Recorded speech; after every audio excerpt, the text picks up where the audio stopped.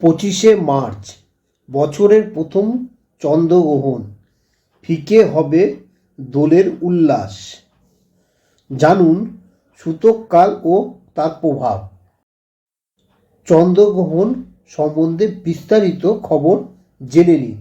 এইবার দোলের দিন বছরের প্রথম চন্দ্রগ্রহণ হতে চলেছে। এই গ্রহণ জীবনে কেমন প্রভাব বিস্তার করবে তা জানুন। পাশাপাশি সময় ও চন্দ্রগ্রহণের যাবতীয় খবর একবার জেনে নিন। চন্দ্রগ্রহণের সময় 25 মার্চ পূর্ণিমা তিথিতে বছরের প্রথম চন্দ্রগ্রহণ হবে।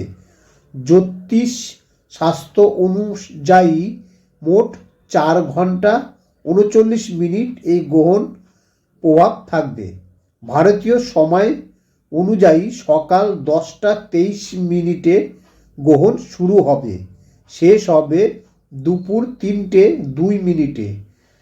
দুপুর 12টা 43 মিনিট গ্রহণের মধ্যকাল হিসাবে বিবেচিত হবে।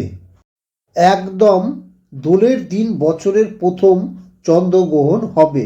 বিশ্বের বাজারে বড়সড় ওঠা পড়া দেখা দেবে। লগ্নি ক্ষেত্রেও এর প্রভাব পড়বে।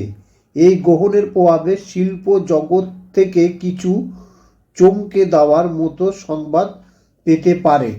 এই সময় সমস্ত রাশি জাতকেরা ভেবেচিন্তে সিদ্ধান্ত গ্রহণ করবেন, তা না হলে লোকসান হতে পারে।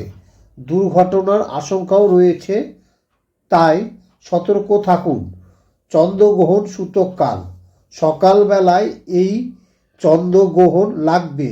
ভারত থেকে এই গ্রহণ একেবারে দেখা যাবে না, যার ফলে ভারতে সূতককাল মান্য হবে না।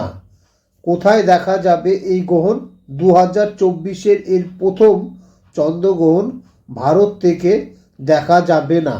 দক্ষিণ পশ্চিম ইউরোপ, পূর্ব এশিয়া, অস্ট্রেলিয়া, আফ্রিকা, উত্তর আমেরিকা, দক্ষিণ আমেরিকা, প্রশান্ত মহাসাগর, আটলান্টিক মহাসাগর, উত্তর মেরু ও দক্ষিণ মেরু থেকে এই গ্রহণ দৃশ্যমান হবে।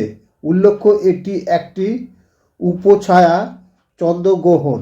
এই বছর দ্বিতীয় চন্দ্রগ্রহণ 29 অক্টোবর সংঘটিত হবে। তো এই চন্দ্রগ্রহণ দেখা যাবে না, সেহেতু এই চন্দ্রগ্রহণের প্রভাব ভারতের উপরে একেবারে পড়বে না। যদি এই চন্দ্রগ্রহণ ভারত থেকে দেখা যেত, তাহলে ভারতের উপরে প্রভাব পড়তো এবং তার সূতককালও সবাইকে মানতে হতো, বিধিনিষেধ মানতে হতো। কিন্তু যেহেতু এই গ্রহণ দেখা যাবে না, সেহেতু একটা খুশির বিষয় যে হোলি খেলার দিন এই গ্রহণের প্রভাব পড়বে না ভারতের উপরে, এবং সাধারণ মানুষের এবং কাজকর্মের উপরেও সেরকম এর প্রভাব পড়তে দেখা যাবে না। খবরটি যদি ভালো লাগে তাহলে পরে চ্যানেলটিকে অবশ্যই সাবস্ক্রাইব করুন। Thank you all friends.